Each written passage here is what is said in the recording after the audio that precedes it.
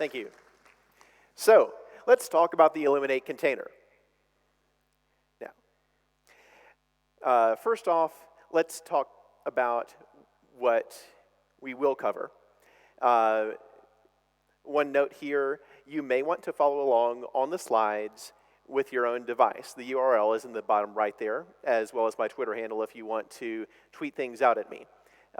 Anything that is highlighted on these slides, in whatever that color is a link so you can follow up for more information, particularly on, okay, which PR had this particular enhancement for this version of the container.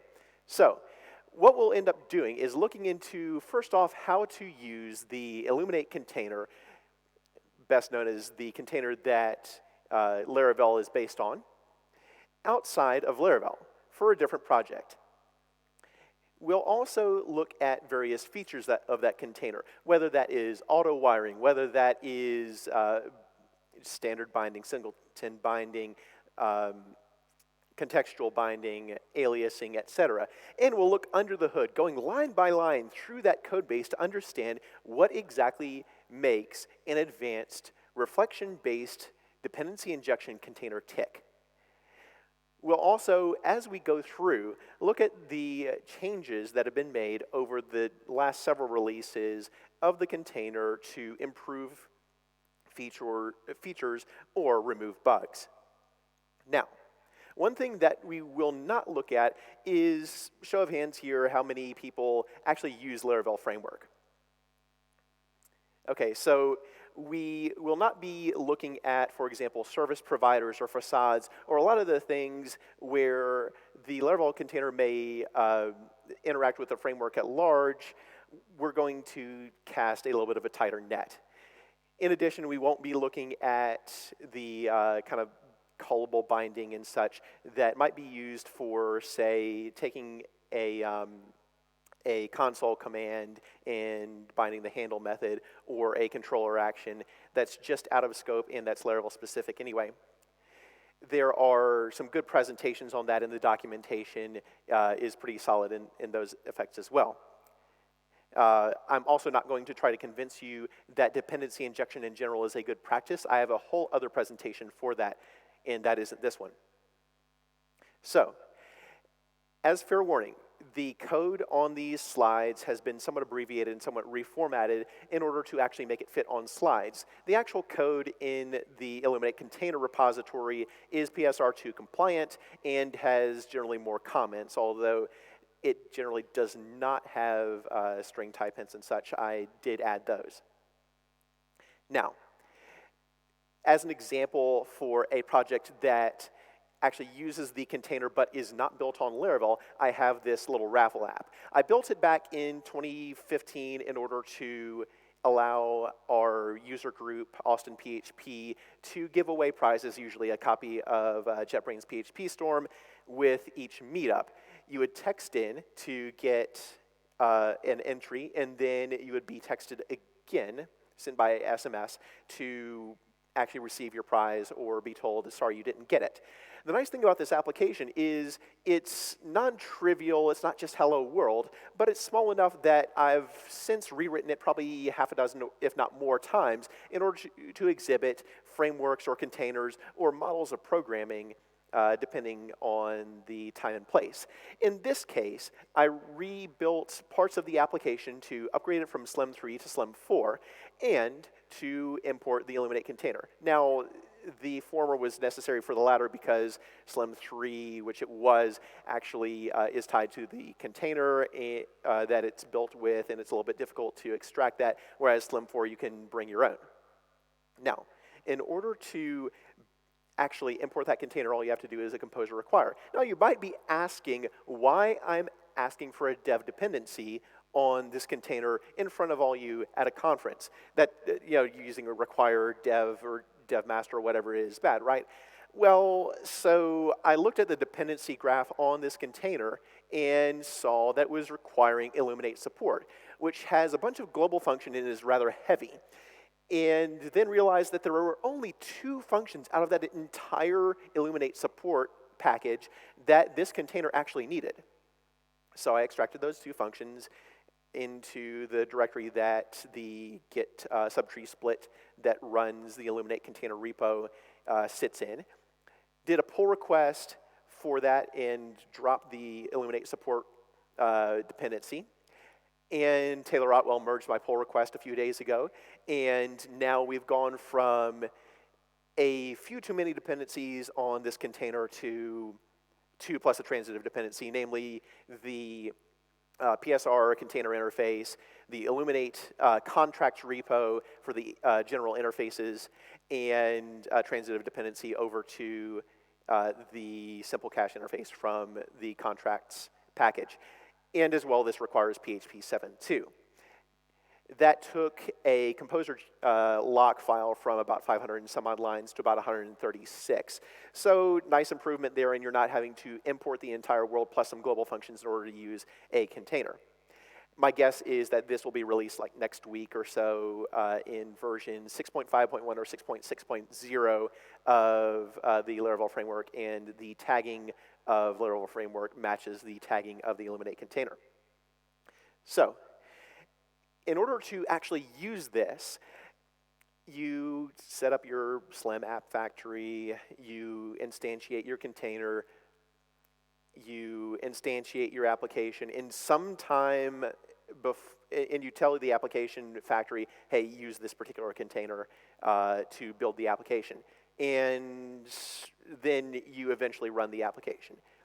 Anywhere along in here, you can declare any dependency bindings, etc., that you might need if you can't auto-wire your entire application, which in my case, I wasn't able to auto-wire my entire application. So I did have to, somewhere along in here, declare dependencies.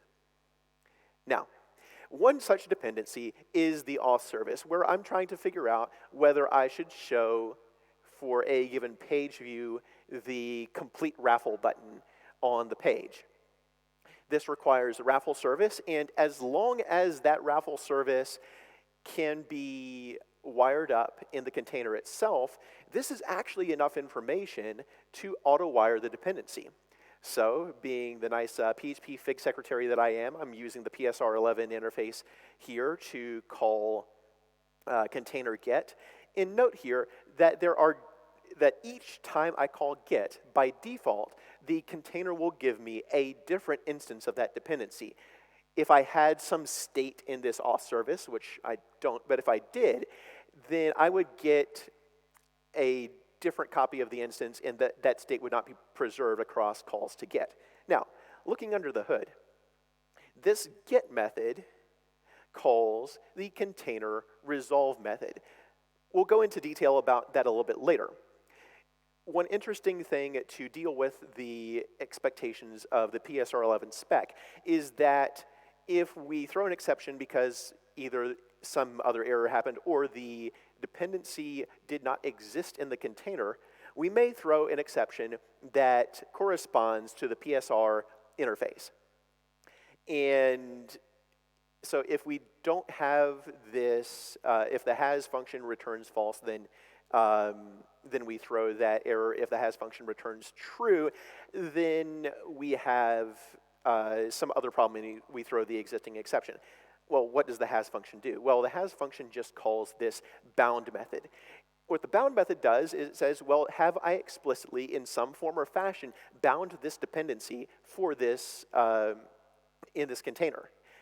And a dependency can be bound in one of three ways. It can be an alias, which we'll get to later, an instance, which we'll also get to later, or it can be, let's see here, or it can have been explicitly bound without relying on auto-wiring. And in those three cases, we'll say, well, the dependency was bound, so something else must have gone wrong. If the dependency was not bound explicitly, then we say, well, it just wasn't in the container, we weren't able to resolve it. Now, one thing to note here is before Laravel and the Illuminate container version 5.7, this was actually not implemented correctly. Auto-wiring would not actually work under the PSR11 interface because the has method was being called too early.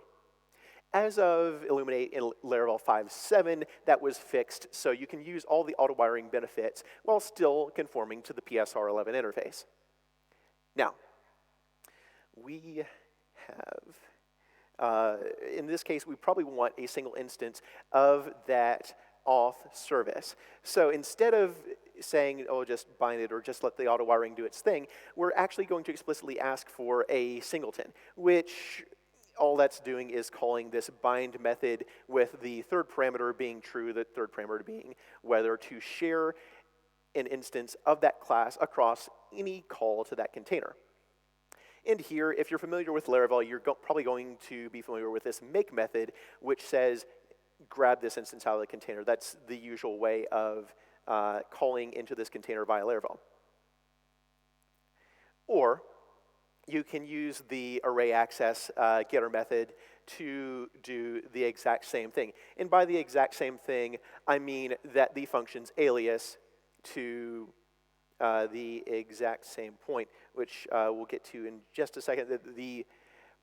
As you can see here, the difference between, one second. Oh, sorry. Anyway, they alias to the exact same thing because offset get calls make calls, as with the PSR get method, resolve. Now, singleton just calls bind under the hood there. And if you want to declare a singleton but don't overwrite what is existing, if something is already bound, then you can call singleton if, as long as you have a sufficiently recent version of the framework or the library. Now, let's get into the actual mechanics of this bind method. First off, we want to drop any instances that would conflict with the binding. And that's what this looks like. All we're doing is dropping instances and aliases that would point to or through that attempt to bind this class to an implementation. And next, if we leave off that second parameter of the function, or if we set it to null, then it's perfectly allowable to, for example, to allow something to be bound as a singleton to bind a class to itself. So we're just setting that up here.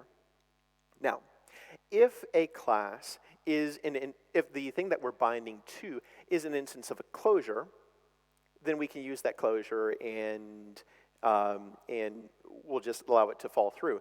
If not, we call this getClosure method, which sets up resolution of that particular dependency in the container. So that way, every single thing in this container is a closure that if you call it, you get the dependency back.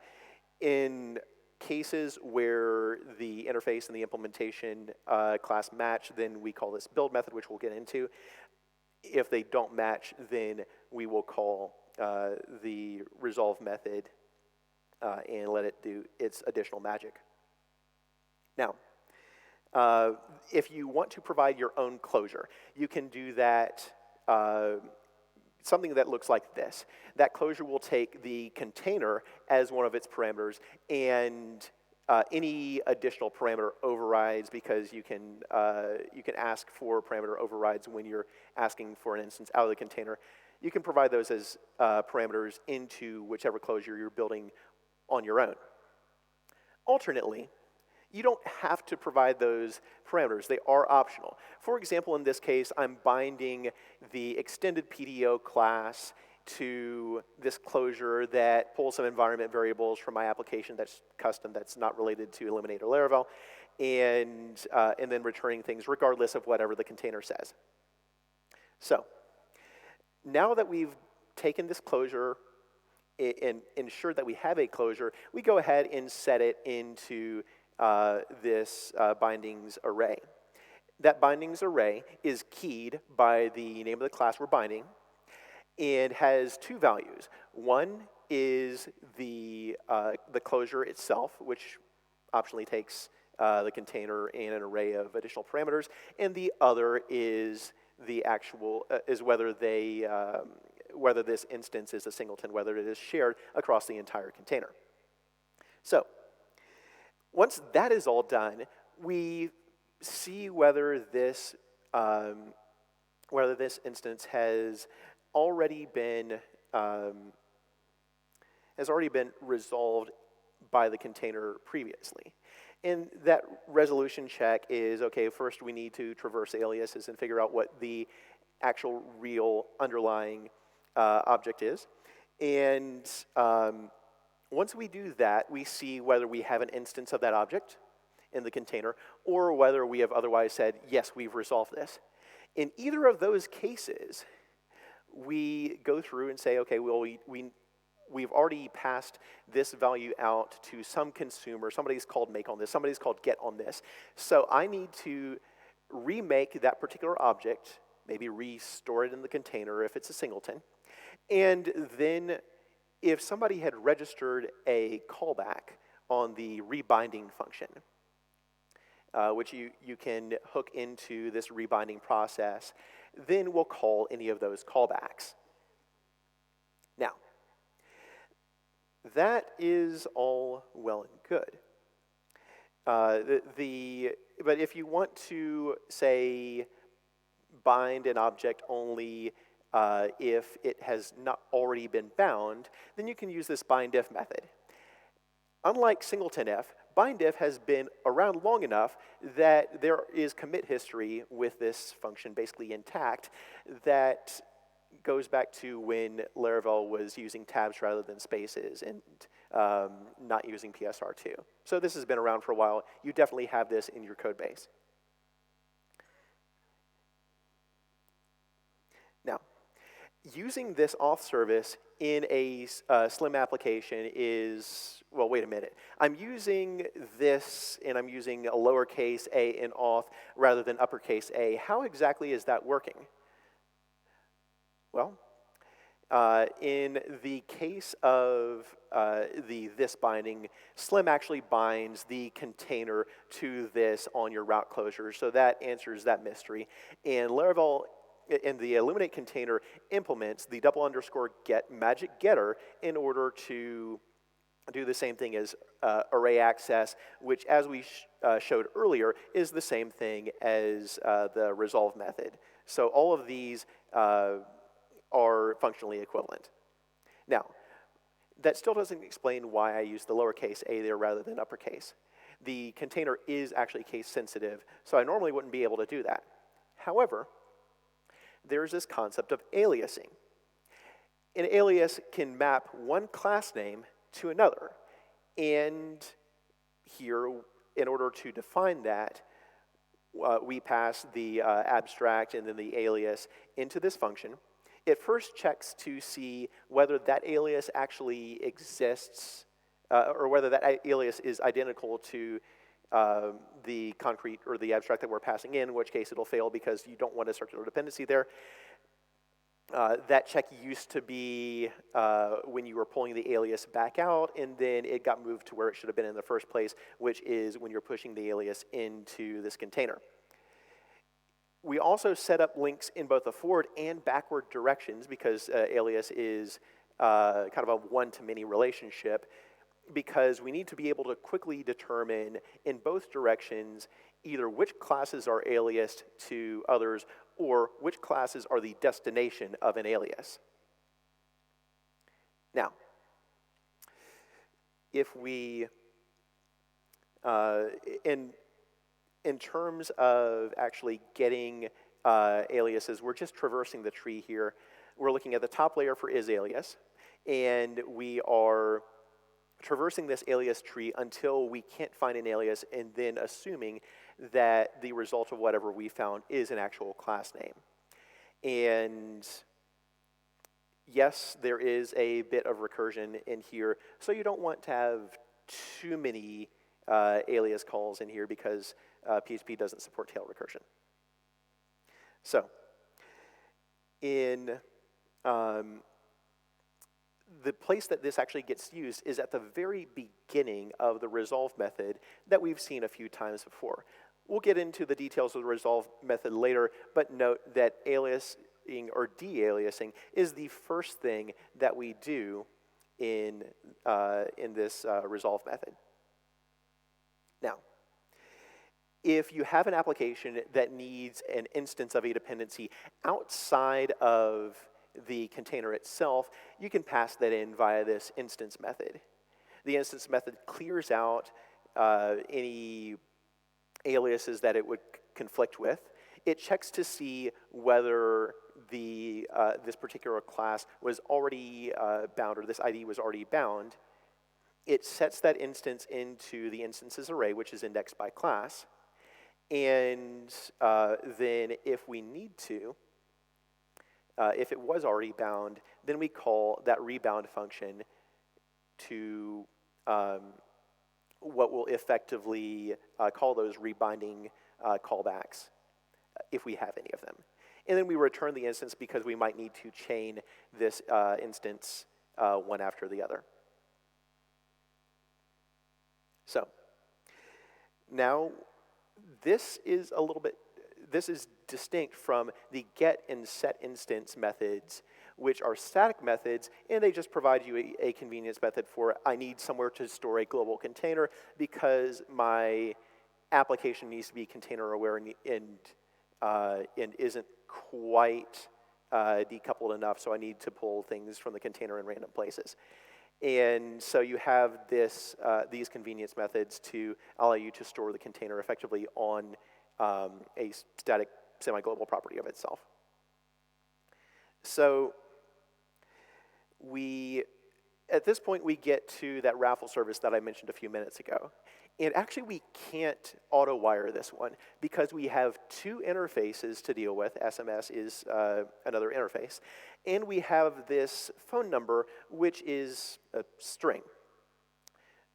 For the first piece of this, the solution is relatively easy. We use that bind method that we saw before to bind the interface to the class name of an implementation. And since we already defined and bound the extended PDO class, we're good to go there.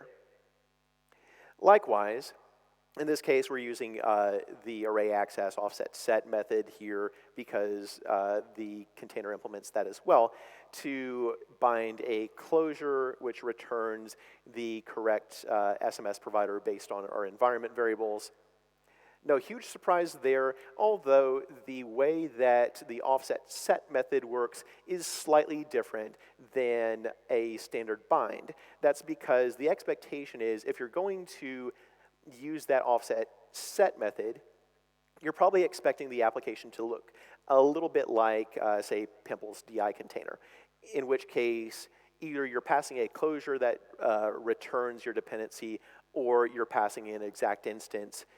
You don't have an additional layer of abstraction there of, hey, auto-wire this particular class name. Now, the third parameter, we actually need to use contextual binding for. And in this case, we can say, if raffle service needs a particular argument, in this case, the phone number, then give it this scalar value.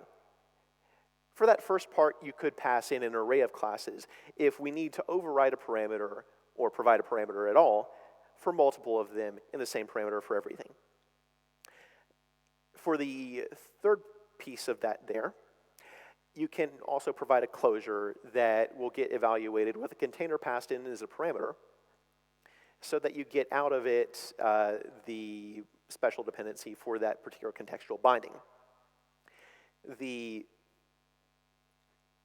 method at the bottom of the screen there is completely equivalent. So the only thing that the when needs give progression gives you that the direct contextual binding call doesn't is this little alias resolution bit here and a fluent interface.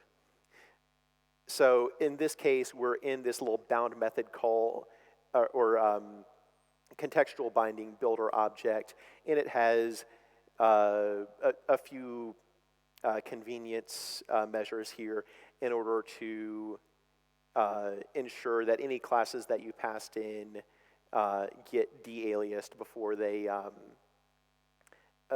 get passed into, hey, set this contextual binding. And all the contextual binding setter does is it sets this to an array saying this class needs this particular dependency, and here it is. All of the real work is done in resolve or build.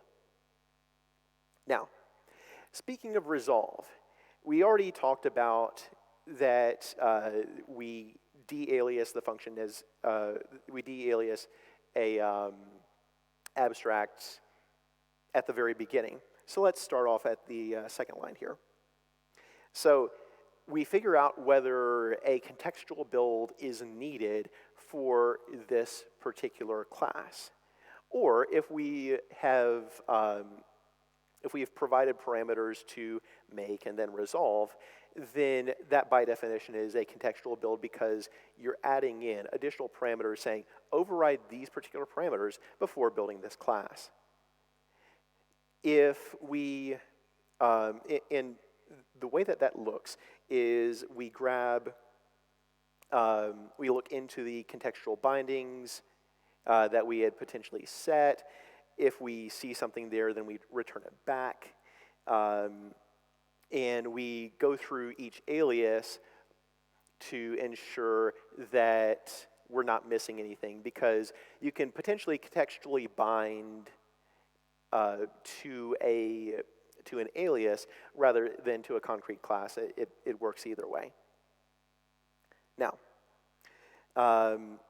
in finding in the contextual bindings, pretty simple function body there.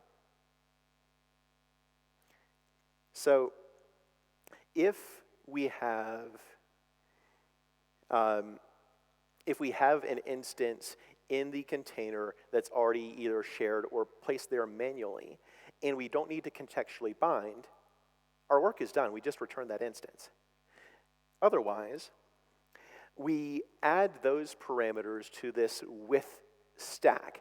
This with stack gets mostly empty arrays added to it on each iteration of this resolution process. And then we call this get concrete method, which in turn calls that contextual binding bit again, which hopefully that isn't a terribly heavy function. And if it has a contextual binding, it returns it. Otherwise, we check to see whether we have an explicit binding for a given class. If we have an explicit binding for a given class, then we return that explicit binding, whether that's a closure or otherwise. Well, it's actually always going to be a closure. Otherwise, we're going into auto-wiring territory, and we just return back the class name as is. Now, at this point, we're down to actually constructing the class. Now, this is buildable function. May not be obvious why we are calling that as is. So, okay, is it a closure? Is it equal to abstract? The one case from that concrete method that we saw before where neither of these is true is if the class was contextually bound and the contextual binding was something different than the default for that given parameter name. So if you have an interface as a parameter and then you substitute it in an implementation of that interface, that's what will trigger forcing this to go through make rather than build. So let's actually look in the build method.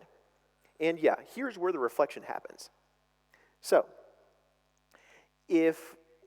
well, the reflection doesn't happen if you're talking about a closure, because you just execute the closure with the class and the parameters that we stored in earlier. Got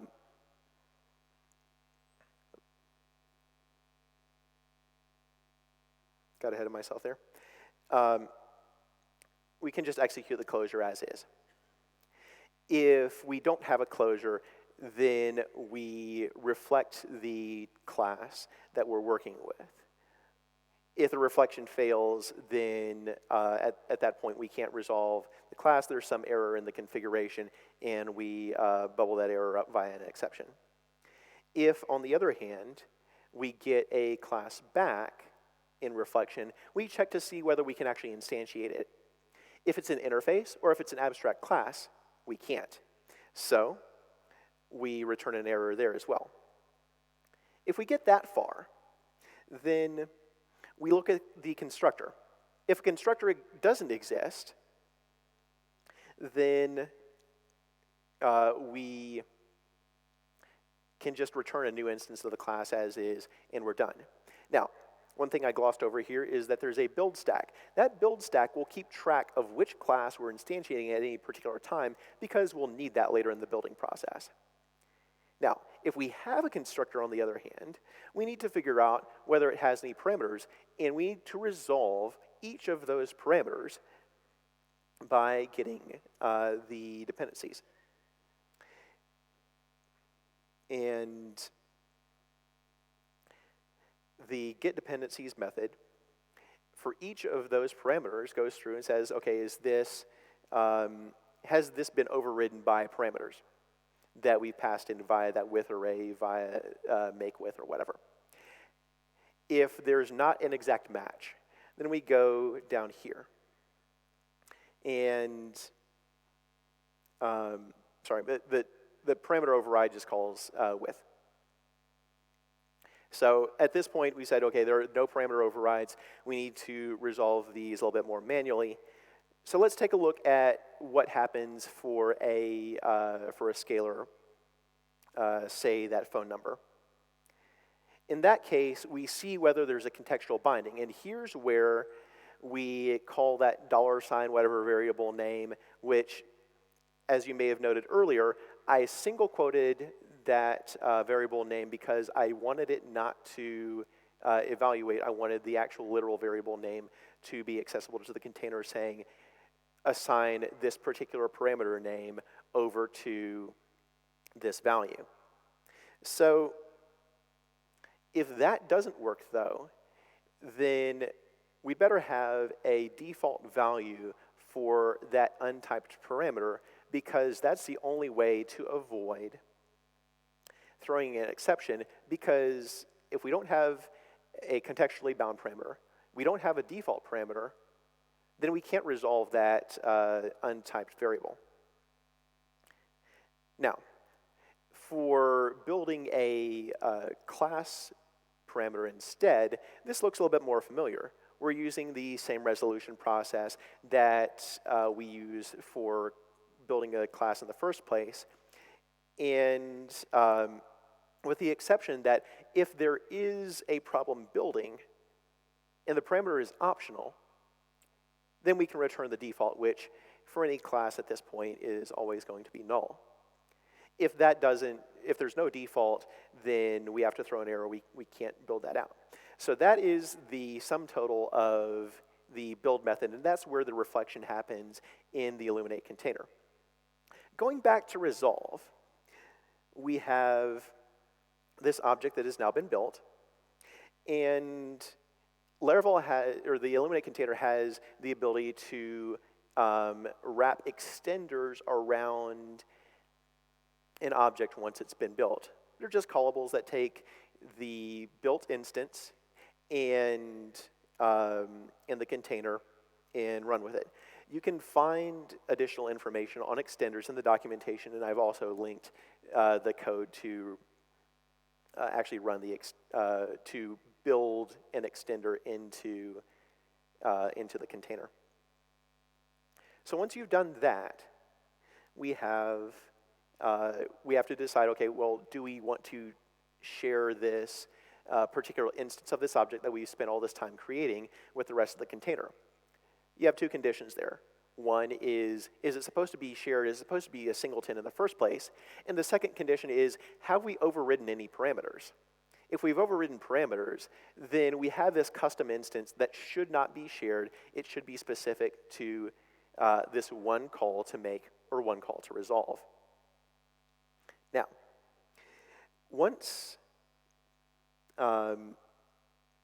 Once we're done there, we now have saved that out, and we need to determine, okay, well, do we need to actually fire basic events around the resolution of this class? So if we decide that we need to fire those events, which in most cases we do, then we have actually 4 levels of events here. One is global, one is local to each abstract class name. And global happens first, then specific. And we actually have 2 layers of those. One is resolving, and then one is after resolving. You can interact with those differently. You can hook into those by calling the appropriate method on the class. But that allows you to, if you want to, ensure that some global post-resolution code happens after some local post-resolution code for a given class. So now we've fired all of the events. We can finally set that resolved flag to true for that given class. We can pop the parameters off of the stack that we've stored in with and return the object. Now, that is the entirety of the resolution process for a class when you call get or make or offset get or the magic getter. Non-trivial, but each of the pieces of the process are relatively well documented. Again, there are more comments in the code base there than in the slides. But it's really interesting to get into the nitty-gritty of figuring out exactly how a reflecting container, which note that this one does not have caching or saving out class maps or anything like that, like say ZendDI or PHPDI. So this is, say, a moderately complex container, but you can pick it apart, see how it works, not be afraid of it, and understand if you have an issue somewhere in the binding process or the resolution process, where to look to see what those issues are. So with that, we've covered how to implement the container in an interface or in an application that is not Laravel. We've looked at some of the core features of the container in terms of binding, resolution, contextual binding, aliasing, singletons, and even some static methods in there. And we've gone under the hood to understand exactly how each piece of the process, from going from a class name to fully auto-wire dependency resolution, including contextual binding, actually works. That concludes There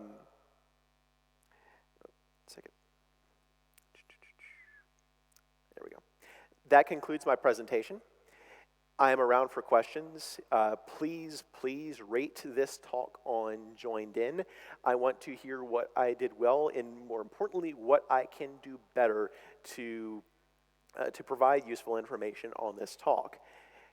The code associated with this talk is on GitHub, linked there. The slides are already online, and I'll revise the link to them to where you're not walking in lockstep with what I'm presenting on screen. You can also, if you don't want to ask questions in person, contact me on Twitter at ENSLTX. Yes, the TX stands for Texas. And also find me on GitHub. Thank you so much for your time. And do we want to open it up for questions? If you have any questions for Ian, you can also address him later in the halls, I guess, because we're kind of running low on time, and we have to invite our next speakers on stage for a few announcements. Thank you very much, Ian. Thank you.